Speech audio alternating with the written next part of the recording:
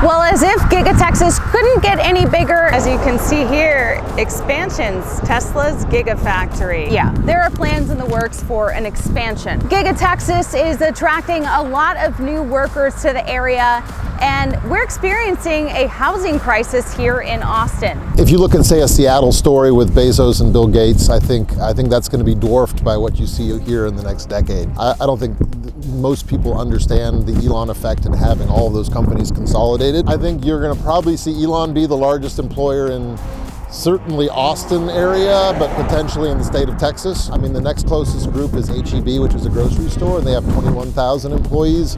He's going to dwarf that just at phase one of the Gigafactory. Well, Austin is a bit like mini California. So I was like asking the team in California, all right, where do you want to, what's your top choice for, next big US factory location? Like, well, where do you want to spend time? And the number one choice was Austin. And then I was like, okay, what's number two? Silence.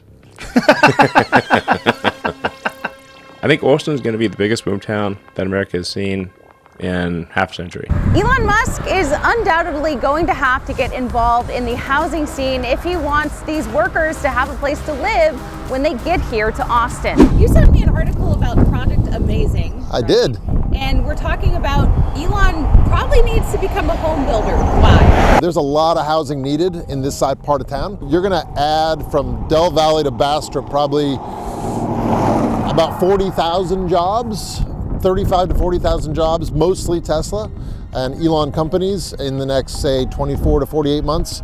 It's quite a strain on housing. We learned about this new plan development Project Amazing in a recent Bastrop County Commission meeting. Bastrop County Commissioner Mel Hamner presented plans during the commissioners' meeting, saying that this development would create about 1,200 jobs. 4 new street names that will be associated with the new development: Boring Boulevard, Cutterhead Crossing, and Waterjet Way. These homes would rise somewhere on the 450 acres owned by Elon's shell companies near the Boring Company's headquarters. Now, this is located on Walker Watson Road, where I met up with Matt Holm for our interview. As amazing as I'm sure Project Amazing will be, it is not amazingly large. So we've got 110 homes roughly being built.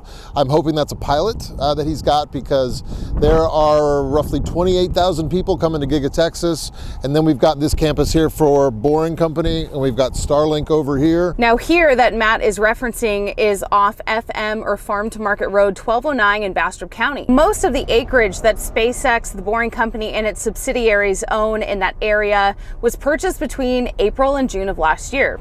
So there's room for more of this housing if the upcoming 110 home project, aka Project Amazing, goes well. This once sleepy road has become busy with these companies wasting no time in scaling up. I'm gonna wait for the dust to go by. Another Starlink truck just came in. They're just nonstop. Woof. Before we get any further into the video, I need you to torch that subscribe button. Of course, Musk has moved many of his endeavors to the state of Texas, specifically the Austin area, including the gigantic Tesla Gigafactory in the area here behind me. We have a new Starlink facility for SpaceX in Austin. Of course, we have the Starbase operations down south. We also have Neuralink and Boring Company operations here in Austin. But still, keep in mind, there are only about 8,000 to 10,000 of the projected 28,000 workers to be hired here at Giga Texas. Let's just say 110 homes doesn't move the needle at all. But it is a start. Matt says he thinks there needs to be a concerted effort among all builders to understand the needs of the growing Bastrop community. This time last year, we had 6,000 starts in Austin area, and we have 2,000 this year because interest rates have been cranked up. Lending is not robust for housing. And so what you're creating while you're trying to decrease inflation, right, bring down the price of housing, you're actually de-incentivizing builders to build. So when they turn rates back down instead of up, we're going to have a massive inventory shortage here that is going to spike that inflationary cost in housing even worse than it was 2 years ago. So what we really need is to encourage builders to build. And that's really what's missing is enough builders that understand the absolute dire inventory shortage we have going forward in Central Texas. This is something that I have been following now for about a year. I met Matt for the first time last February, and I made a video about the housing crisis that got a lot of attention. My video titled, "Where Will All the Tesla Employees Live?" is still a valid question. Matt says since our first interview, solving the housing crisis in Austin has actually taken a step backward. He says this past year they saw a contraction in home building starts. So the problem has worsened, although it appears like, oh, pricing's flexible. We've lost, about 18% overall because the buyers are all sitting on their hands because the rates had been 3.5% and then they jumped to 7.5%. And now they're sitting at about 6% and the Fed has said they're going to raise yet again. So we have a group of people, we get about 180 people a day in the Central or Austin area that move here. Now it's probably closer to 200, including you that recently just came here. Welcome. And so all these people are still moving here, but they're not buying. So we had last year people who were in the cycle of buying that missed out and are sitting on their hands. We have another spring coming with anticipation of rates popping up again, sitting on their hands still as well. So we have 2 spring cycles of buyers that are now ready to buy. And so when they get let loose by interest rates going back down and then find out our inventory's been cut down to 1/3 of new construction starts from what it was last year, we're gonna have a massive shortage come 2024. So I would just say if it's possible, try to buy something now, or if you're gonna rent something, try to do a 2, 3, 5-year lease now, because the housing shortage is just gonna get exacerbated by what they're doing to control inflation. Now, with the Fed interest rate increases, of course, the problem has gotten worse. Compounding these issues, though, antiquated building code, which completely stalls any progress in the city of Austin. Austin, Texas is probably the worst place to build outside of San Francisco as far as massive overlays of regulation. So our development code gets added to. So, one neighborhood decides, I don't think your front yard fence should be over 3 foot 8 inches instead of 4 foot 2 inches. And they just go, okay, great, let's add that to the code. So we have like 900 pages of development code and it's untenable. Their own inspectors can't agree how to apply this code in a lot of cases, and so you have confusion. It takes 6 to 9 months to get through building and planning in Austin. To put that in perspective, it takes about 2 or 3 weeks in both Houston and Dallas.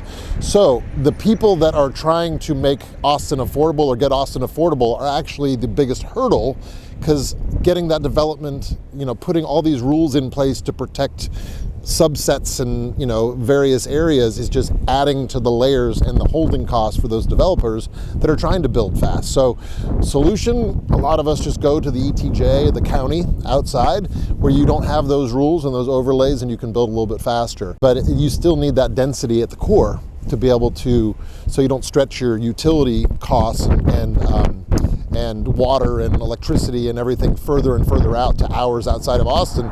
So we need increased density, increased height. So if we can simplify the city code, please, Mr. Kirk Watson, our new mayor, please help us with that.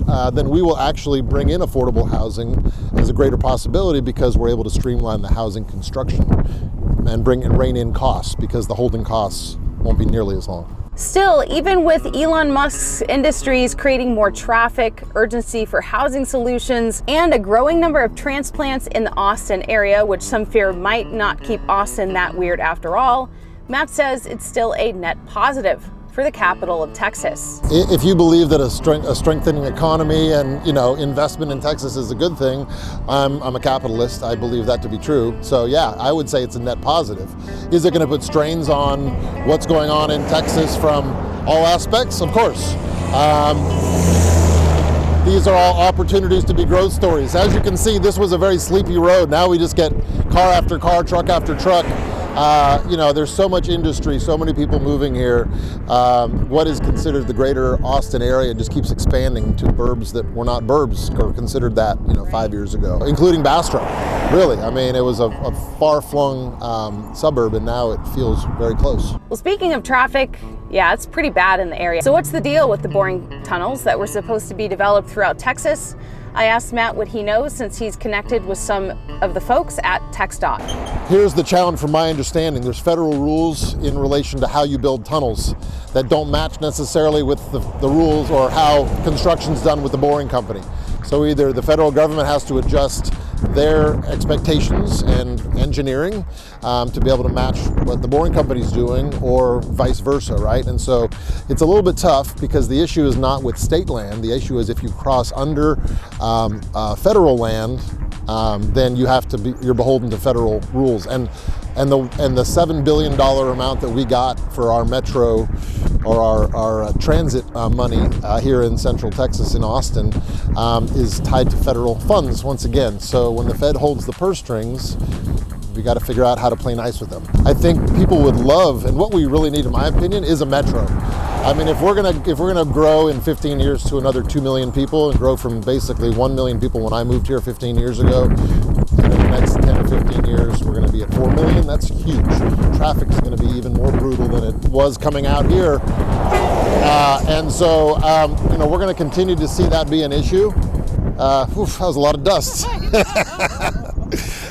So I think we need a metro, because the only way to move enough people is not to add a couple more lanes on a highway. They've tried that in LA. You put 10 lanes on each side, it just fills up. But if we can move, hundreds of thousands of people around in a metro, it's great. Matt started one of the first Tesla owners clubs in the country almost exactly a decade ago. Started in March of 13. I just got my Tesla, and I got an invite from Tesla company, and then they said, hey, we're coming to town, help us push for direct sales. And within a week of getting my Tesla, I sat behind Elon in testimony, and watched him give testimony to a lot of very bored-looking Congress people. And I thought, well, I hope we get through this. And I'd given a ride to the press in the morning, and so as we were walking out, Elon said, hey, thanks for doing all that.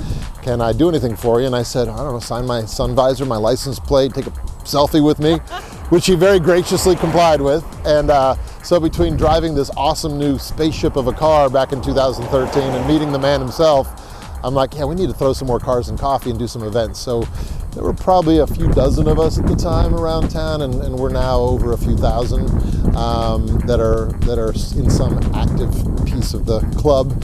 And so we have a lot of people coming. In fact, we have a party coming up on the 1st. We have 450 reservations for our party, and we're actually meeting over there to find out if we can get to 600 at the location. And even that may not be enough. So do we have an excited group of folks in Austin? Yeah, and being the epicenter for all things Elon is remarkable. He says it's all come full circle now that Austin is such a hub for Tesla enthusiasts and, of course, workers. So what's next? Well, don't sleep on Austin, Texas, because this place is growing and it's just getting started. I think you've got to get the builders involved. I think we need to get factory-built homes. I know we are working with New Community to be able to bring some of that as factory-built, but there's also boxable, there's also Icon. I mean, there's room for everybody in the space. You can't hire everybody locally for the sheer numbers they're looking at hiring, especially in a city that has less than a 4% unemployment rate. I mean, if you're at that unemployment rate, if you're not working, it's a choice.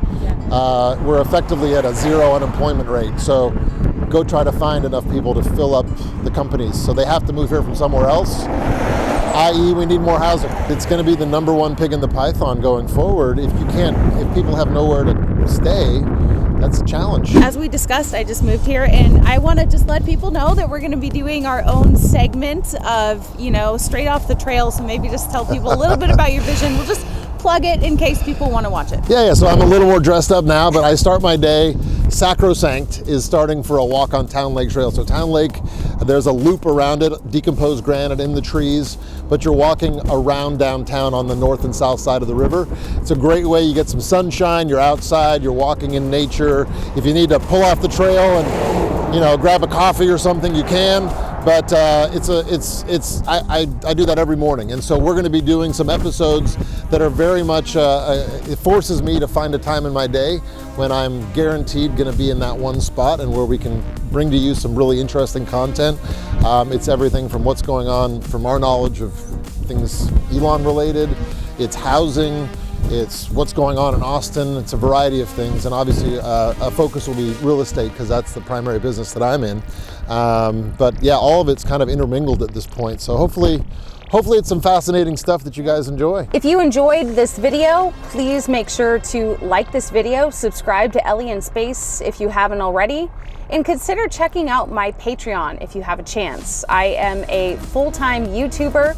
I was once a former TV news anchor, and I have decided to go full-time on YouTube. I just moved to Austin so I can cover this stuff truly and fully full-time. So I really appreciate any support that you guys have to give the channel. It is definitely quite the transition to be a full-time content creator versus someone who just reports for a news station with more resources. But I'm very happy to be doing this, and I'm trying to put out the best content that I can. So everyone's individual support really goes a long way. And thank you, of course, for watching this video. I have many, many more videos planned, and I can't wait to share them with you.